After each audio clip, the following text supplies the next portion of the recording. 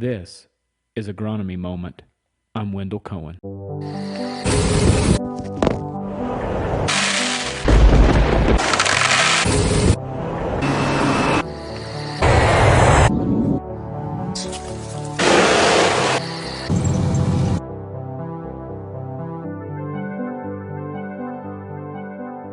Okay, Dectes Stem Borer. Welcome back, everybody. We are going to talk about a little known, sometimes in some areas anyway, pest that hides away in a very hard to reach spot, which is why it's such a problem. Yeah, so Tell us some more about it. Dectes is definitely been a problem for many years now, and it's not really a pest that is a really big yield robber. Okay. It is annoying, I guess is probably a really good way to put that. It comes down to how do you manage for standing soybeans. But before we get into that, talking a little bit about it, the top left picture is a picture of the adult, which is kind of a grayish bluish longhorn beetle, and then transitioning to the right is going to be its egg, and that egg, it's really interesting how the females are really specific about where they lay their eggs. So they're going to lay it in the petiole, and they're going to lay one. So they are really specific about where they lay that egg, and eventually that larvae there is going to cause the petiole to fall off. So that picture of that egg is inside a petiole of a plant. Mm-hmm. Yep. And that is the stem that connects the leaf to the main trunk of the soybean. Yep. And also one of the difficult things about Dectes is that they have such a long period of adult emergence. So they're in the slide. There's only one generation a year, but they're going to emerge from June through August. So that's going to become a part of our management. How do you manage them challenge? Yes. Because again, only one generation, but if we're having generation from late June to August, that's a lot of activity, adult activity. And they're only outside of the plant they're outside of the plant for one generation, but they're just always hitting that cycle. Yep. And so if you do one application of insecticide, you just capture a week or so of. Yeah. I mean. Yeah, maybe. Yeah, right. So then once from the egg to the larvae, which is the next picture, there at the bottom right is one of those larvae that they bore into the main stem, and they're going to feed on that pith tissue all up and down that bean, and they're going to overwinter as larvae, which that is where it's going to be the biggest annoyance, is because they're going to girdle the base of that stem, and so they're going to plug. There's a frass plug there, essentially, and that is what is going to essentially cause potentially lodged plants, because there's nothing being able to be transported through that soybean plant, which is what causes its annoyance to us. And then that bottom left picture there is where you can see it being that frass plug there, and then the larvae just above that overwintering. And you're saying, so why is it so annoying? It's because the plants want to lodge and fall over? Mm-hmm. Yep. So that's where that's what we're trying to, we'll get into that, but that's where we are talking about management strategies and what we do there. Okay.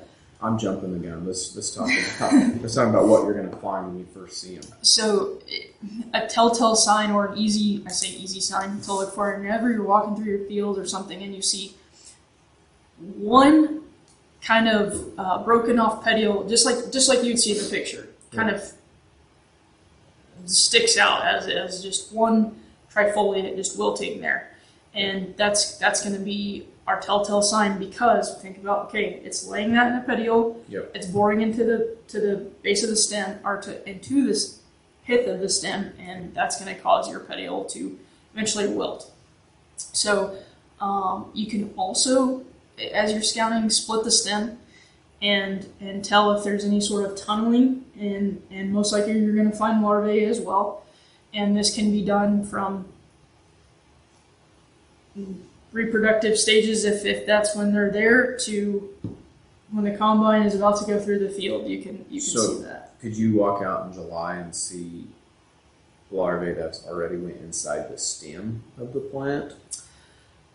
It would, maybe, but that would be probably a little bit early July, because we're still talking about those adult females emerging and then laying that egg. Yeah. So gotta give time for the egg to hatch, and then the larvae, and then to actually bore in, feed on that pith, in order for that to see that kind of wilted, broken off petiole. And that broken off petiole is what you're going to see somewhere in that June time frame on. It will, later potentially, I'd say late July, August time frame is potentially when we're going to see that, where we've got our pods on there, typical kind of reproductive stage. So that worm boring down at the base of the stem, when it's gotten a little older and hatched out and dropped down into that area, is going to be your late August. Oh yeah. It's going to be how do we manage for harvest at that point, because that's what it's doing. I mean, like I said, boring down that pith and just tunneling out that pith, it isn't a big yield concern there. It's the fact of the matter is, when they start to overwinter and get to the base of that stem and plug it, that's whenever we're going to see potential lodging concerns. And so, do they not drop to the ground and go inside? They start at the top and burrow from the top, and they just keep eating all the way down? Mm-hmm. Okay, so they don't ever leave the plant? Nope. So if you see a broken petiole, chances are you're going to find it somewhere in this process of starting to go down into the plant. Absolutely. Okay. Yep. So again, like I said, minimal yield loss most of the time are concerned. It's the lodging that we've got to try to manage there. So, kind of how we manage for this is, Wendell kind of said earlier, of insecticide application, not necessarily recommended because of that really long period where the adults are emerging and would become economically or not economic to be able to spray multiple rounds of insecticide, just due to having a very long period of adult population trying to target that.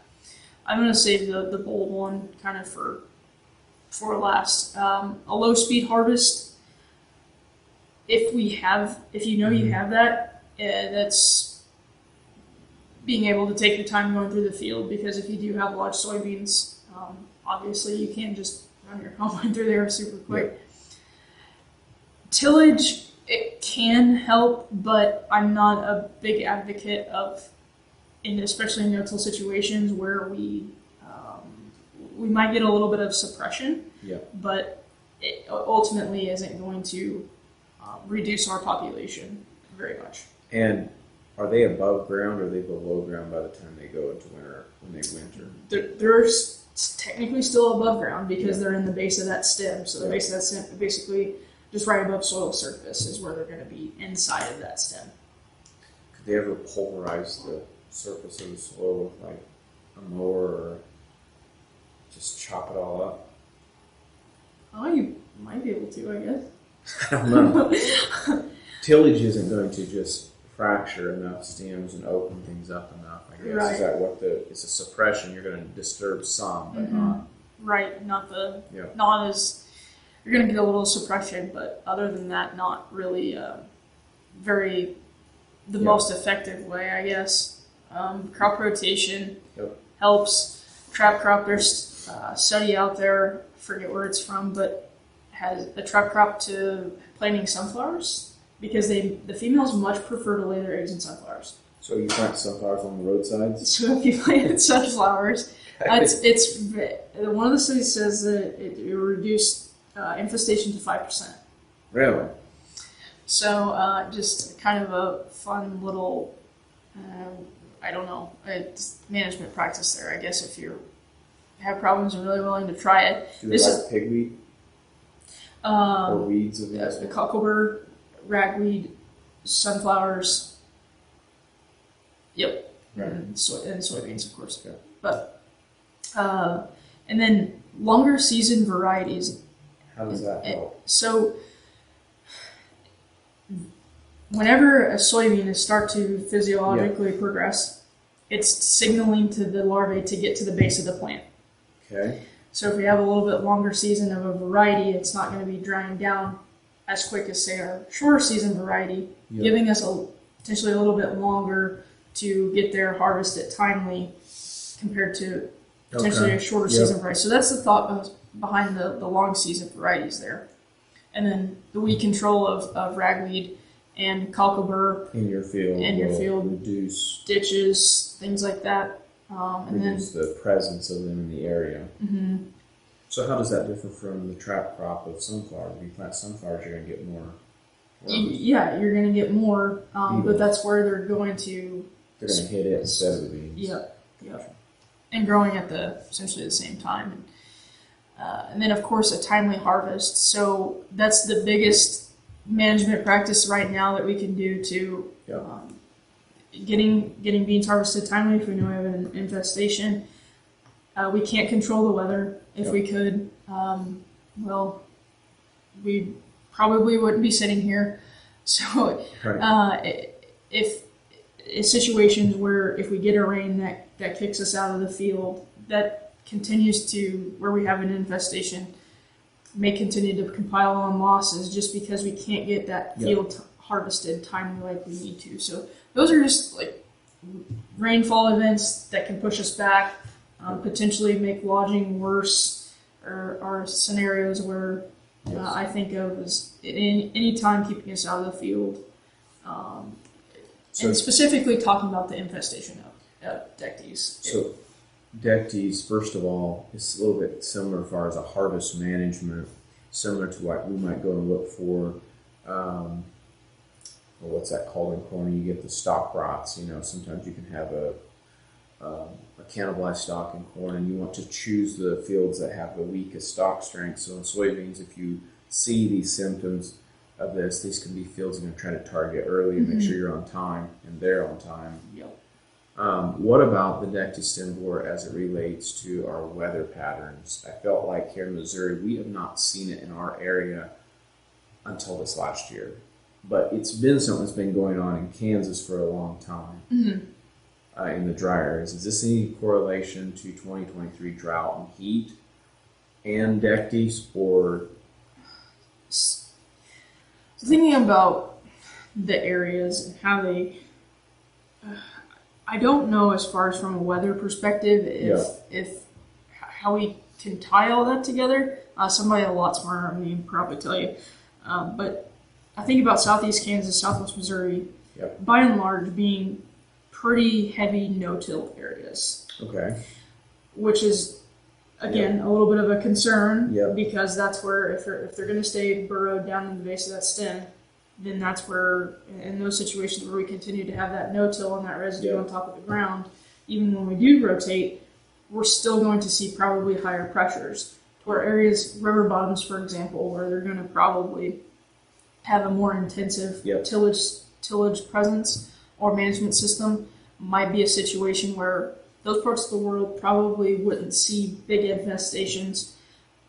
So as far as the geographies relate to each other, that's what comes to my mind is more of the tillage practices rather than weather events. But as far as the dry, the hot, I don't know if there would be anything that comes to mind that relates it to weather, would be is we know that rainfall, heavy rains, can kill off bug infestations. Like they tend to not thrive as well as they do in drier conditions. So it's possible. We also had a pretty mild last year. We had a pretty mild winter. Oh, that's true. So maybe there is a little bit something that the winter there might before. be higher mortality rates in cold winters or cold, wet winters. Right. Maybe, where the flooding, or I say flooding, just more saturated soils in general. Right.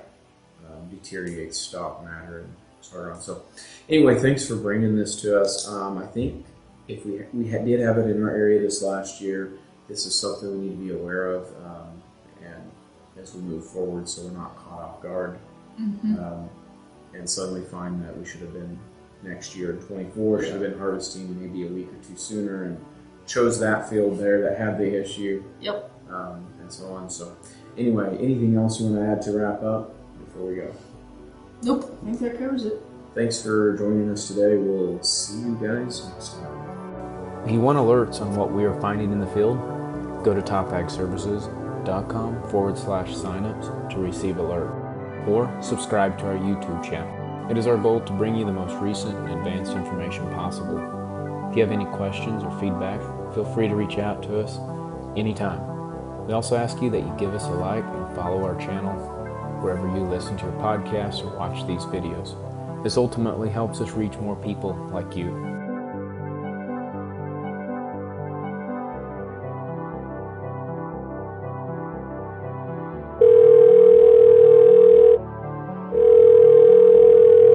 Hello? Hey, this has been Wendell Cohen, your show host. Thank you to all who made this show possible.